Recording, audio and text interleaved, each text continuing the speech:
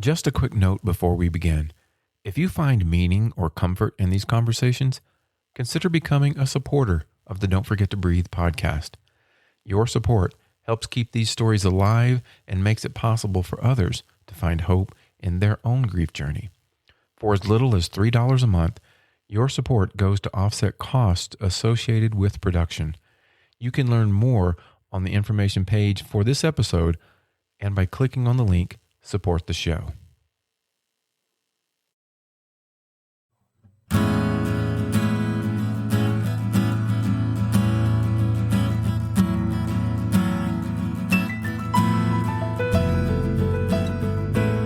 Welcome to Don't Forget to Breathe.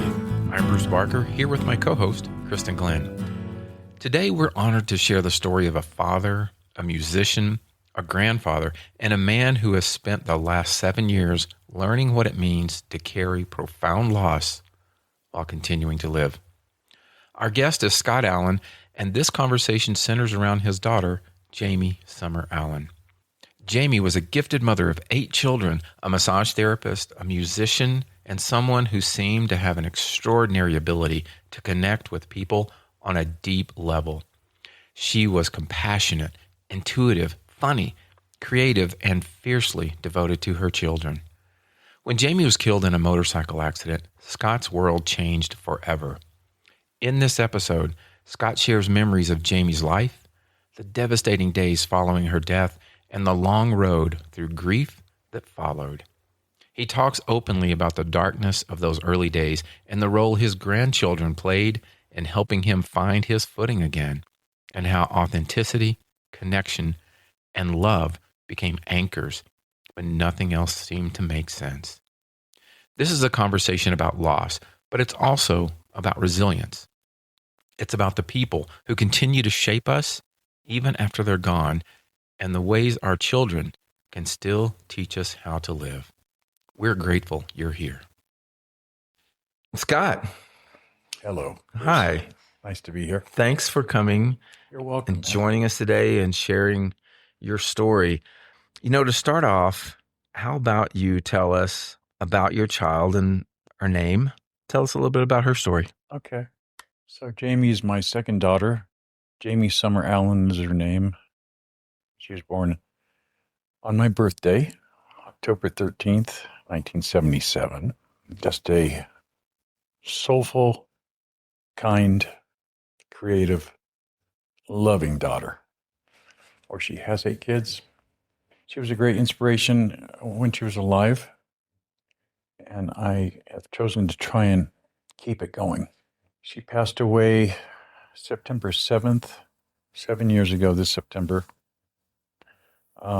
She was a passenger on a motorcycle coming down Poudre Canyon, and her driver was intoxicated, but very inexperienced rider, and they went off the road. He died instantly, and she was pretty much, well, we didn't know. So she was an organ donor, and she was put on life support for 3 days, and then that began a whole new process of her getting surgery and we got the word that she was pretty much brain dead. Yeah. And so after that, she was transported to Denver for surgery on getting her organs out. People who hopefully were able to use them to further their life. That certainly was everything Jamie represented. Yeah. You know, I saw a video, just for reference for our listeners. So I know Scott, and so I saw a video, I believe that you had posted on social media, with the two of you singing. So tell me about her, like about her personality, because obviously she was incredibly talented, just like her dad, musicians. But just what I was trying to pick up in that video was a fraction of who Jamie was. Like, tell me about her personality. What made her laugh? Like any of this. So it's a good question, because the answer oftentimes comes out as we were so similar in terms of our sense of humor. She was one, but she was just an incredibly giving person, very intuitive. She was a massage therapist by trade, Mm.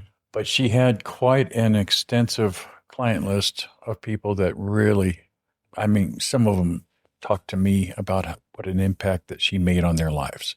She had a way of working on a number of people who later told me that she was able to sort of diagnose some emotional issues with some of the clients that came in Oh, for yeah. a physical problem, but she didn't state so much that she knew, but she asked the right questions. Like, and she would say, "Did you recently lose somebody, or somebody's really close to you that's really sick now?" Because I'm picking up this kind of thing, and so funny, a great ability to connect with people, and she was very driven to have meaningful conversations and meaningful connections. She didn't get too lost in the hoopla of just, who won the Bronco game. She Yeah. was quite the deep person. But at the same time, she knew how to laugh. And our deal was she was raising 8 kids on a, shoestring budget. And so she lived within her means, kind of forced to, but like she oftentimes would cook the same meal over and over again Mm-hmm. because it was cheap. Yeah. But, the kids were doing fine. And, but I would come over and, play with the kids. And she would take video of me. And you could hear her saying, "My dad is so funny. He Mm. just is so funny. And he cracks me up." And then one of Jamie's friends said to me, "Your daughter thinks you're the funniest person. And it's so strange because Jamie's so hilarious. Like when you're not around, she's like funny.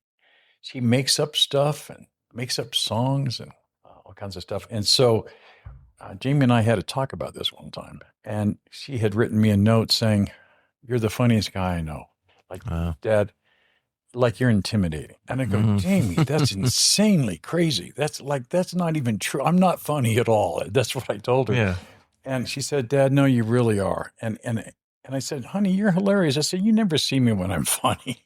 Because I have a hard time kind of being funny because you're so much more funny. And I said, "Let's stop this. This Mm-hmm. is crazy." But anyway, some of the things that I would do would be to come in and, she's, frying up some ground beef for, tacos and stuff. Sure. And so I'd come in and it'd always be something like that, burritos, tacos, whatever. Mm-hmm. So I'd always seem to come into the house, not a lot, but, quite a few times.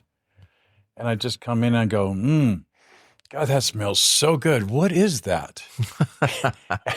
And Yeah. at first it was funny. And then I was kind of egging her on a little bit too much. And then finally she was using the FU. But, in a jokingly Sure, way. yeah. I mean, we were very close. It was such an amazing experience to know her on a very personable level because I was really abandoned her, and the kids kind of emotionally because I left their mother a long time ago. Mm-hmm. And so there was a lot of, a sense of betrayal and abandonment that they felt from me. That prompted, after a period of time, some changes on my part to try and deal with my part in that kind of separation and pain that I had caused them through, my actions. And so the beauty of making those decisions over a period of a few years, I just felt a great sense of trust, a bridge between all the kids and myself. A lot of healing, beautiful memories starting to happen with that point when they trusted me again. Yeah. Yeah, it was kind of that. But she was artistic. She sang. There's so many stories. But as far as her personality, sentimental. Mm-hmm. She was always nice to people, like I was. Okay, and a good example of her personality is that she was so nice to people even when she was getting walked on. Okay. Mm. But as she was getting older, she was learning some different things. But what was funny is one of her kids had told me, that they had gone out for dinner and a waitress was being obnoxious and mean and rude Mm-hmm. to everybody at the table. So Jamie was talking about to the waitress, just like, wow, you look so beautiful. And, well, it's so great to be here. And thanks for the lovely service. And, and the waitress walks off, who's been a complete, mean person. Let's just put it that way. And then the kids are all sort of shocked. And the oldest one told me later that right as soon as the waitress disappeared, Jamie kind of ducked her head down and looked at the kids and kind of said, "She's a bee." Okay. And she was quite expressive about it, Yeah. And then when the lady came back, she was all nice again. Yeah. So she has the sensitivity, though, I think, even though she released that sort of frustration of having somebody so rude to, especially her kids too. She seems to always just have that sense of compassion and forgiveness about people who are maybe having a bad day. And I saw her that, with that over the years all the time. And even as a child, like as a young child, she died when she was 40. But in the years when she was really young, she was that kid at school that was always taken in the one that got hurt, made fun of, maybe, got hurt. Yeah. Oh, I said that, yeah. But she loved her kids. She had a lot of them. Yeah, 8. That's a lot. And it just sounds like such a warm, open heart and such empathy and empathic. I mean, especially picking up with, as you're mentioning, as a massage therapist, and picking up, it wasn't just a job and a duty and here's what we're doing, but connecting, like just a lot of connection. Really big. And I know you mentioned, as an artist and singer, because again, I heard the video and beautiful voice. Yeah, she sounded wonderful.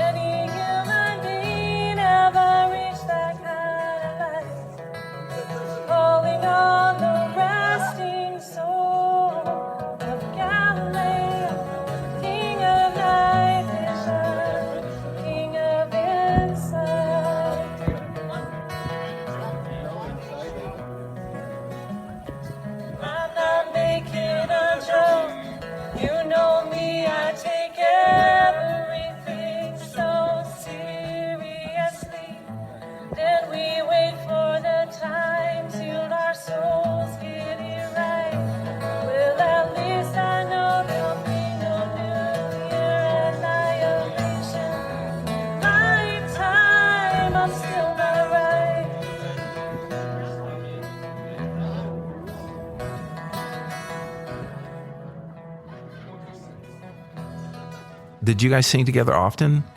Well, so we did when she had time, but it was usually the same 3 or 4 songs over the last, 20 years. So when she finally got up there and did her thing, we had rehearsed, a couple times, but she never had time to learn a new song after that. Yeah. So it was kind of like that song you heard was one she did, but it's just and then she sang one of my songs that I wrote years ago called Angels. And then she sang Stand By Me and, like one other one. I forgot which one. But she did whenever she could. And sometimes I even have pictures of this when she's up at now what's called Horsetooth Tavern. But there's a picture of her up there. She's getting ready to sing and she's holding 2 kids in her hands. Oh, wow. In her arms. Yeah. Classic shot. Yeah. That was her whole deal. Like she's working. She wants to come up and see Dad. She wants to do a couple songs. And one story that's sort of interesting was there's another singer in town who always loved to have me back her up on the same song as the one you just heard. And it got to be kind of competitive because I didn't know when Jamie would show up and the gal would always like, oh, I want to do that song. And then what I saw with Jamie was she told me later how much she enjoyed just being up at me. Yeah. With her pop. And I felt the same way. So it got to be where when this other person showed up, sometimes she would be a little aggressive about wanting to play before Jamie showed up, if she did. Yeah. And then sometimes when Jamie would show up, she'd go, "Is she here, Dad? Am I doing that song?" And I'd go, "Absolutely." Okay. That But daughter's always going to win. yeah, daughters win. That's yeah. So besides all of these amazing talents and the personality and the empathic, it just sounds she was an amazing, amazing mom. I mean, 8 kids, everything that she did to support those kids. That's Yeah, you raised a great daughter. she was great. The thing that really stood out was oftentimes kids would feel neglected when there's 8. There's just not enough time. But when those kids would feel that way and feel hurt over something, she would really take the time and pull that kid aside, no distractions, go in the other room and spend some time with that kid, because she knew that she just couldn't get to him unless she could really connect one-on-one. Powerful stuff. I mean, I think it made a huge difference in my life to see how she was a mother, because oftentimes I don't think when I was younger I knew how to connect on the level that she did, and it was a good reminder of my journey. So I felt like as a daughter, dad, we were both learning a lot from each other. Yeah. Yeah, what wisdom we can gain from our children if we let ourselves be open to that. Scott, we feel like people will listen to this podcast from early days of their grief through their entire journey. And all 3 of us here have had years of processing our grief and going through the myriad of emotions. Can you think back to those early days of your grief and the emotions that surrounded that? Maybe what shocked you about that time and what you went through? Boy, it's like everything shuts down. When we got the word that there was no hope, that she was going to be, even if she had recovered, like from the brain trauma, she would have been paraplegic from the neck down. So when it happened, or when the decision, we got the call to go into the room at the hospital, and it's like everything stops. So it just, oftentimes, I couldn't breathe. I mean, I felt honestly that I kept envisioning an implosion, seriously, where I just saw myself disappearing. It was just so intense that, I mean, when I say intense, it's just numb, but there's this sort of sense of disappearing. And I think the mind was just going into all these different places of questions. And I would just say that I cried for 2 years.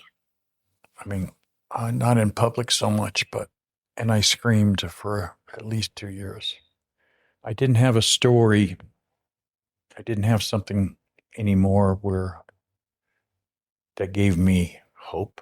I changed my views about a lot of things. And so the view was basically, I don't know what's next.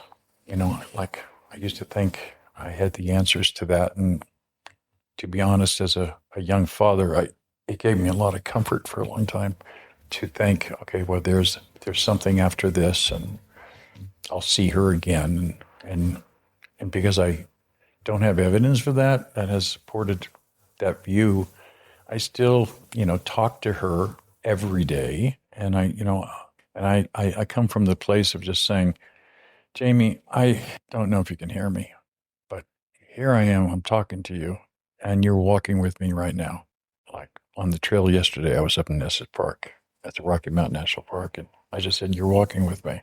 It's kind of a fog, really. There's nowhere to go to find, at that time for me to find comfort. But I every day I was up walking the land, taking photos, crying, screaming, cussing, feeling like I was going to die every day.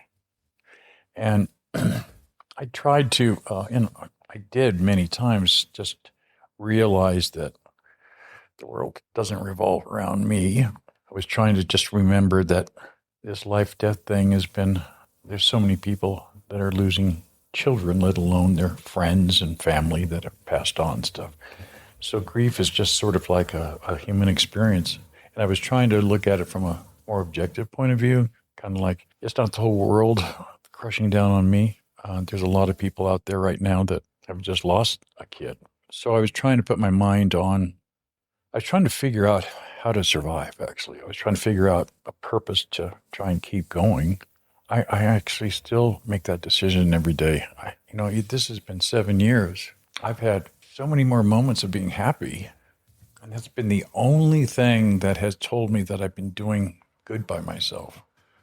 Yeah, sharing such wise words with us. I think, Bruce and I have both talked about that when joy kind of seeps back into our lives. And are we able to embrace that? Are we able to let that happiness in without it feeling like a betrayal or feeling like, is it okay for me to feel happiness?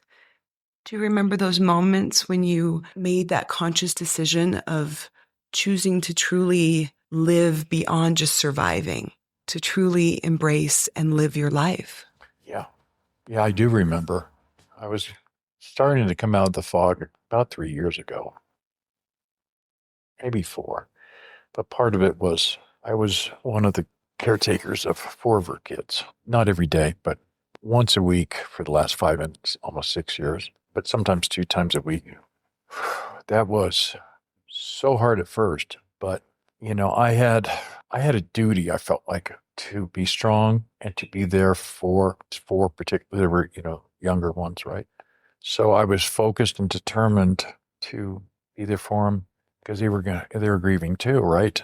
We cried one time, all of us together, and I was driving them around, and they're all getting out of control in the car. And then I stopped the car, and they were just arguing. It wasn't about mom. I mean, they weren't, talking about mom. They were just arguing with each other and yelling and stuff. And I literally just kind of screamed a little bit. It was the only time I've screamed in front of them. And I just said, this should not have happened. And I am so sorry you lost your mom. We all just each other and held each other for, maybe 5 minutes off the side of the road. And that was the only time they cried. I haven't seen them cry since. But then following that time, I found like I was starting to wake up a little bit to appreciating their beauty. I seeing this, seeing so many qualities of their mom. But at the same time, when I'd be coming down there, they were kind of watching a lot of TV then, Disney movies and stuff. Didn't work for me. So we're sitting there doing the Disney movie, and I'm losing it right in front of them. Excuse myself, go outside, say, I'll be right back. I did that 2 or 3 times, and I went outside, and I felt like I wanted to be strong for the kids, and they're seeing me just crumble. That's how I felt. I just like, but when I came in this one time after, 10 minutes outside, here's Olive and Pearl holding notebooks, and they said, Grandpa, could you sit down on the couch? I go, what are you doing? What do you want? I'm Pearl, and I'm your therapist. Oh my goodness. The mouth of babes. Yeah. So Pearl came up to me and said, so my job is to take your basic information. What's your name? How old are you? Oh, goodness. Where were you born? And then after she got done with that basic information list, Olive came up, and I mean, she's like, literally like, she's not even Olive. I mean, she's a therapist. I mean, she's walking up with this posture and just sort of like this caring person. And then she says to me, and so now that we got your information, my job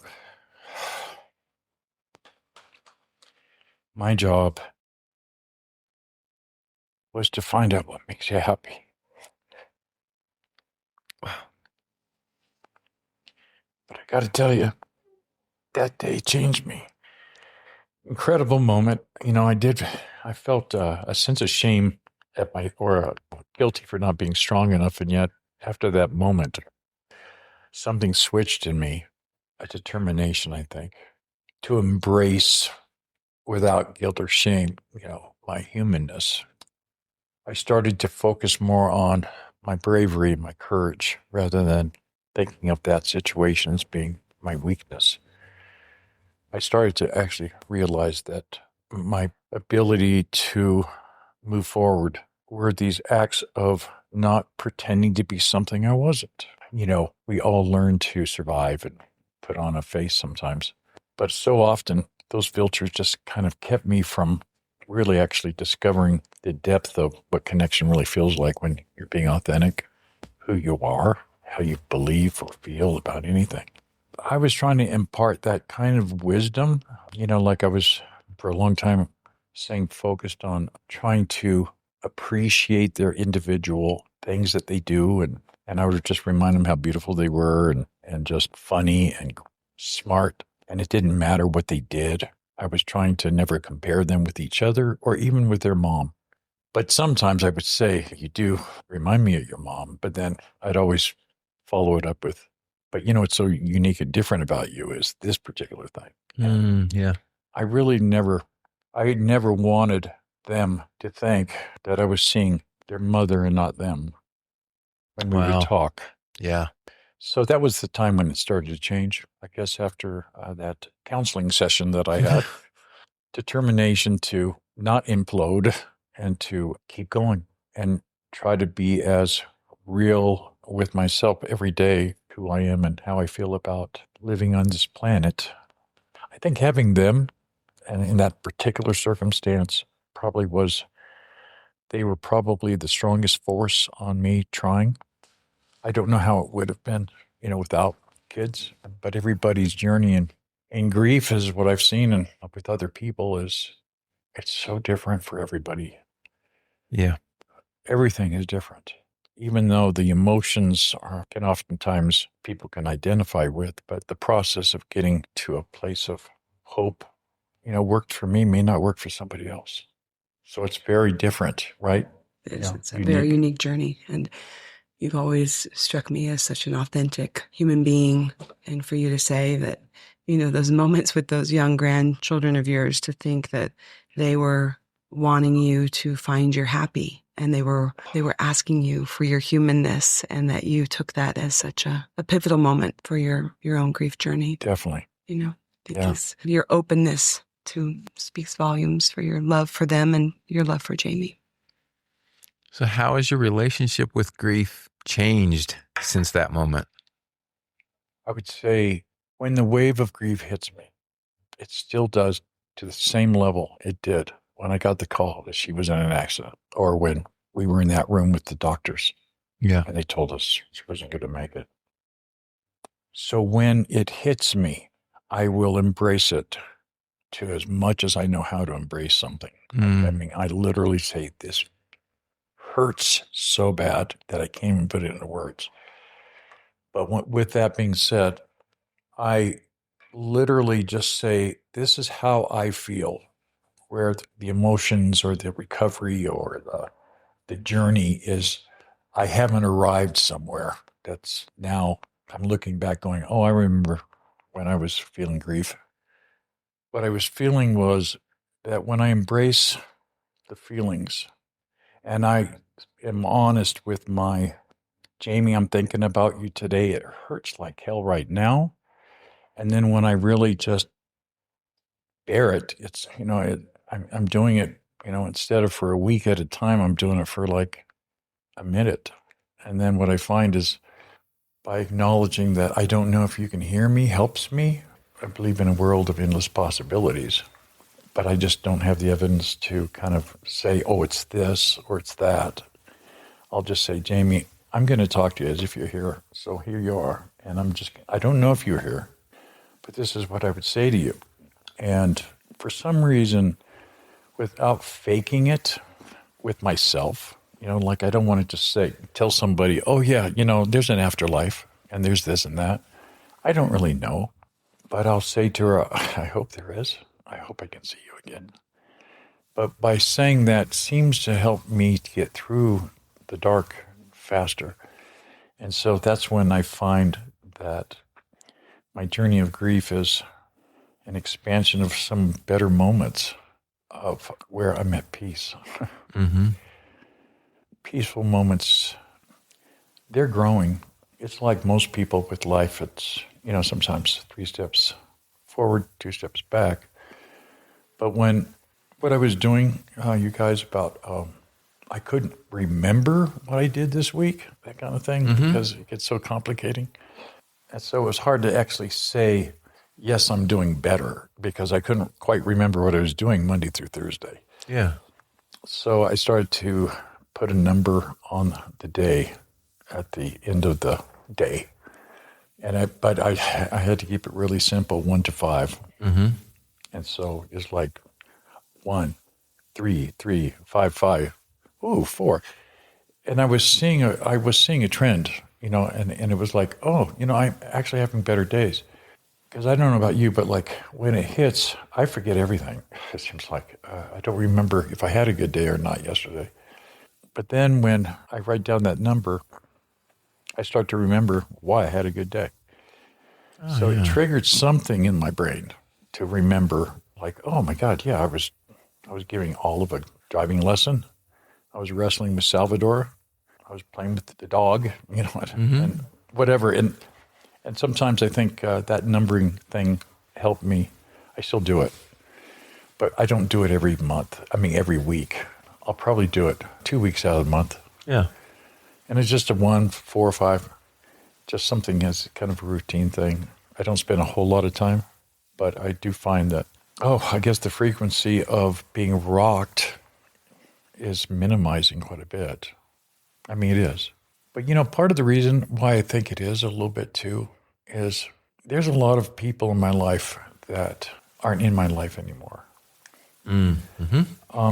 And sometimes I felt like that I had to change some of those people. There was a grief about letting those people go because there was love there. But when I kept coming back to what are the things that are pulling me down in the hole, it's not just thinking of losing my daughter, which has been primarily 100% of it, but it's the people that are judgmental, people who refuse to even acknowledge my daughter. And you know what? No one calls me ever and says, how you doing with Jamie today? I mean, it's her anniversary. How you doing, Uncle? Yeah. There's one that does, but out of about 10 other people, not a word. So it was disappointing, but it was my expectations. My expectations are driving me nuts. It's like going to a bar to have an AA meeting. It's like, if you go to the wrong people, if you listen to people who don't understand, and they're looking at you like a deer in the headlights because you're trying to explain, how you're feeling, and they don't understand, it's just like, it affects me, even though I won't be mean to somebody, but I'll sit there feeling almost like worse that I shared with the wrong person. So it's helped me to be more mindful and be that person for somebody else too, to be willing to listen and not just have an excuse to tell your story. Some of the people that I've let go as friends, this one guy tries to be, or he comes off like he's, because we've known each other for a lot of years, he comes off, kind of like, I care, I care about what happened to you, and he'll even tear up and stuff. But when he asks me about that, how do you feel? He gives me 10 seconds, and then he's just talking about himself. And that used to really just bring me down. And I finally just said, I just can't pursue this anymore. So I think finding a different playground. I'm a person that I've realized that I'm not, I've been in the public eye for a long time, playing music, crowds, and, that whole world. But I am that person now that is more wanting to be connected, to a few and not to a lot. God, it just seems to be so fulfilling to feel like that you've been heard. And I find that even now, when I'm hearing somebody tell me their grief journey, there's nothing to say but to listen. I mean, it seems like, I have a few friends that I've made. I get together with them, and it's such a mutual exchange of love and understanding. Yeah, God, that has helped me a lot. Kristin and I have talked about this on previous episodes about that circle of friends and how it shrinks, and that there's a discernment now on who do we let in. And I think that resonates with our listeners. Is this is not unique. This is not a unique story in drawing that circle down to those that it matters how you feel, and you know that it's a safe space. So the best thing that you can do is listen. And it's just providing a safe space, because there's not a lot of safe spaces for us unless we create them. So Scott, what would you want, Dad's perspective, what would you want a newly bereaved dad to know? I could not see surviving one day. The whole world, I mean, that first day on into the next was numb, was dark, was hopeless, totally hopeless.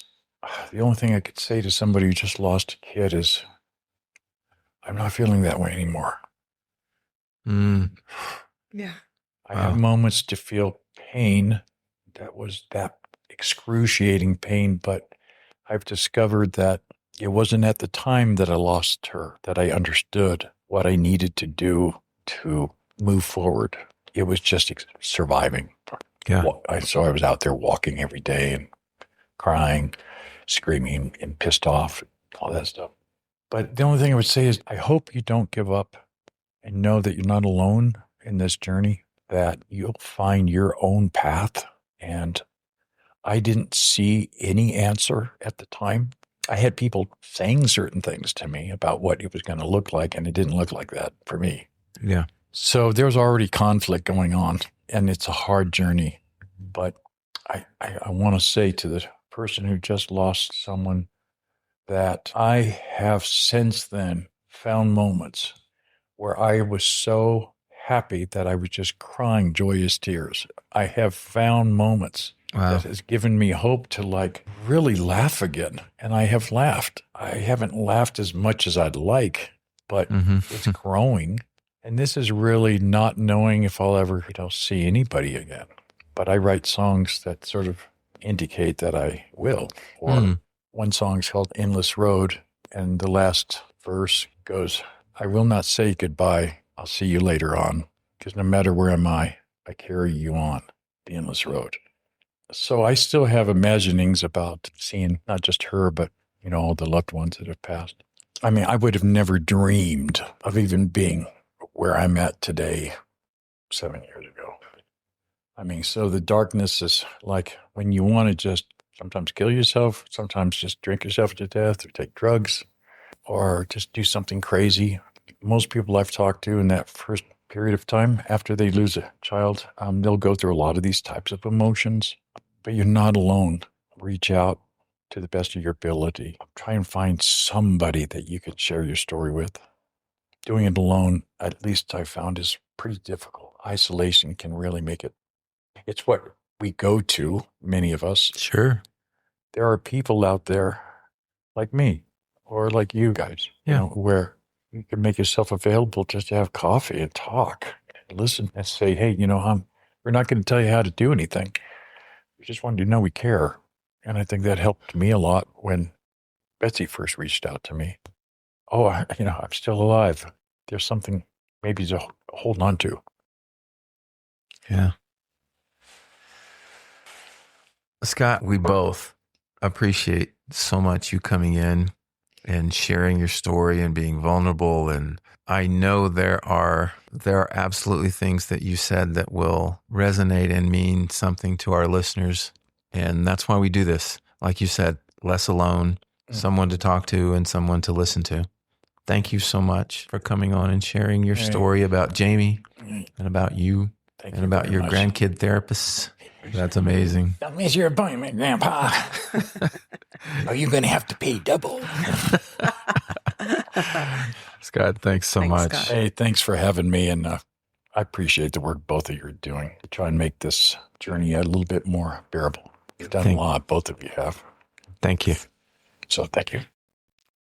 Scott, thank you for sharing Jamie with us.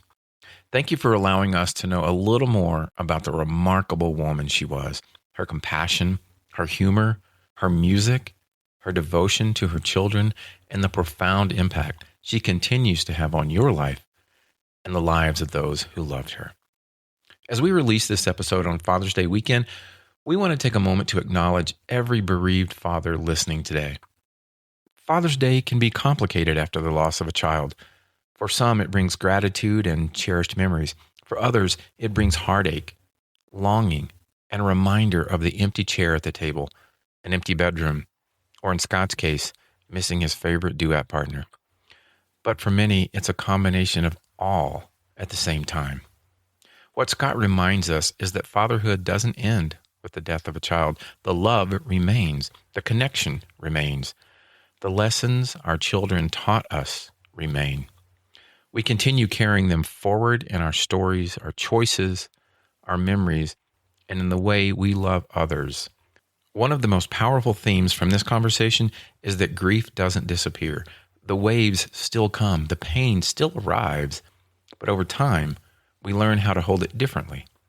We learn that joy and sorrow can coexist. We learn that living again is not a betrayal of our child, but a tribute to the love we shared with them. And perhaps one of the most beautiful moments in this episode came from Jamie's children, who sat their grandfather down for an impromptu therapy session and asked a simple but profound question. What makes you happy? For those of us carrying loss, that question is still worth asking. To every father missing a child this Father's Day, we see you. We honor your love. We honor your grief. And we honor the bond that death cannot erase. Thank you for spending this time with us. If this episode resonated with you, please share it with another bereaved parent or with someone who wants to better understand the lifelong journey of child loss. If you want to connect with Scott or any of us, please drop a note in the link you'll find in the show notes. Happy Father's Day to all the dads carrying their children in their hearts today. Until next time, be kind to yourself and don't forget to breathe.